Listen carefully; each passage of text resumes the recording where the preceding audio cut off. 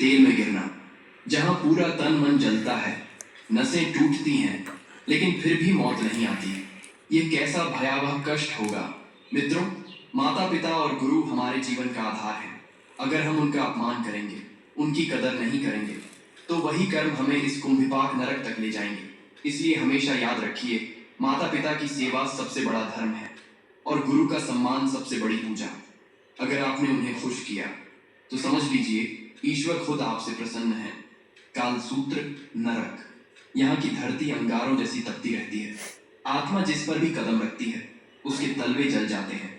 और इतना ही नहीं, ऊपर से सूरज की भयंकर तपिश आत्मा को झुलसा देती है। चारों तरफ सिर्फ आग, धधकते अंगारे और असहनीय गर्मी होती है। ये नरक उन लोगों के लिए है जिन्होंने झूठ बोला, चोरी की, दूसरों को धोखा दिया और सत्य का गला घोटा। सोचिए, जब इंसान झूठी गवाही देकर किसी निर्दोष की जिंदगी बिगाड़ देता है तो उसकी आत्मा कितनी बड़ी सजा की हकदार बनती है। दोस्तों, इसीलिए हमारे शास्त्र कहते हैं, चाहे परिस्थिति कितनी भी कठिन क्यों ना हो, सत्य का साथ कभी मत छोड़ो। झूठ बोलकर भले एक पल का फायदा मिल जाए, लेकिन उसका परिणाम आत्मा को कालसूत्र नरक में सहना पड़ सकता है। असिपत्र वन नरक। कहा जाता है कि यह नरक एक जंगल जैसा है, लेकिन यहाँ के पेड़ों पर पत्तों की जगह धारदार तलवारें होती हैं। चारों तरफ सिर्फ तेज धार वाली तलवारों से भरा भयावह जंगल फैला रहता है। मित्रों, यह नरक उन लोगों के लिए है जो धर्म के नाम पर पाखंड करते हैं, नकली साधु संत बनकर लोगों को धोखा देते हैं और भोली भाली जनता का विश्वास तोड़ते हैं। ऐसे पाखंडी जब इस नरक में पहुंचते हैं तो हर कदम पर उनके शरीर की चीर फाड़ होती रहती है। जहां भी जाते हैं तलवार जैसी तेज धार उन्हें काटती रहती है।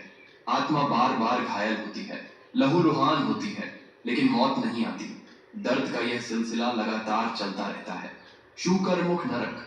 दोस्तों, यह नरक खासकर उन लोगों के लिए है जिन्होंने जनता का हक मारा, भ्रष्ट नेता बने, रिश्वतखोरी की और जनता का धन लूटकर अपने सुख सुविधाओं पर खर्च किया। कहा जाता है कि यहाँ यमदूत सुअर जैसे मुख वाले भयंकर रूप में आते हैं। वे पापी आत्माओं को बार बार काटते हैं, नोचते हैं और चीर फाड़ करते हैं। आत्मा दर्द से चीखती है, तड़पती है, लेकिन यातना वहीं खत्म नहीं होती, क्योंकि हर बार जब शरीर टुकड़े टुकड़े हो जाता है तो तुरंत फिर से जुड़ जाता है, ताकि उस पीड़ा को बार बार सहना पड़े। अंधकूप नरक। यहाँ एक गहरा कुआं है, लेकिन इसमें पानी नहीं, बल्कि असंख्य जहरीले सांप और बिच्छू भरे रहते हैं। इस कुएं में जिस आत्मा को गिरा दिया जाता है उसे हर पल इन जहरीले जीवों के डसने और काटने की यातना झेलनी पड़ती है।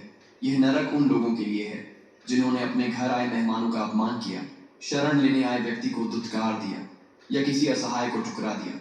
वातक नरक। यहाँ इस नरक में आत्मा को कभी आग पर जलाया जाता है और कभी बर्फीले तूफान में फेंका जाता है। जिनकी वाणी ने दूसरों को जलाया, जिन्होंने अपशब्द बोले, वे यहाँ जीभ के दोष का फल भोगते हैं। हिमशीत नरक। यहाँ ऐसी ठंड होती है कि हड्डियां टूट जाती हैं। जिनके दिल में दया का ताप नहीं था, जो पत्थर दिल बने रहे, वे आत्माएं यहाँ ठिठुरते रहते हैं। ऊर्ध्वभाज नरक। गुरु और मंदिर का अपमान करने वालों को यहाँ उल्टा लटकाकर चीर दिया जाता है। उनका अहंकार टुकड़ों टुकड़ों में बिखर जाता है। धूम्र नरक। नशा करने वाले और समाज को जहरीले पदार्थों से बिगाड़ने वाले यहाँ आते हैं। यहाँ जहरीला धुआं आत्मा को भीतर तक जला देता है। सोचिए, जो धुआं आपने फैलाया था वही अब आपके गले में उतरता है। आलय नरक। स्त्रियों का अपमान करने वाले, उन्हें वस्तु समझने वाले यहाँ अपनी वासना की आग में जलते रहते हैं। पृष्ठ नरक। गरीबों और मजदूरों का हक मारने वालों पर यहाँ भारी भरकम चट्टानें गिराई जाती हैं। हर चीख आसमान तक पहुंचती है, लेकिन सुनने वाला कोई नहीं होता। संघर्ष नरक। यहाँ अफवाह फैलाने वालों की जीभ में दहकते कांटे घुसाए जाते हैं। सोचिए, आपने अपने शब्दों से कितनों को चोट पहुंचाई है। तपन और महातपन नरक। यहाँ अग्नि की पीड़ा चरम पर होती है। जो धर्म गुरुओं और तपस्वियों को सताते हैं वे लगातार जलते रहते हैं। त्वचा गलती है, नसें फटती हैं, लेकिन मौत नहीं आती। सांसार नरक। यहाँ खौलते लावे की नदी है। व्यभिचारी और परिवार नाशक लोग उसमें डूबते जलते रहते हैं। मित्रों, यह सब सुनकर आपको डर जरूर लगेगा, लेकिन याद रखिए, गरुड़ पुराण हमें डराने के लिए नहीं,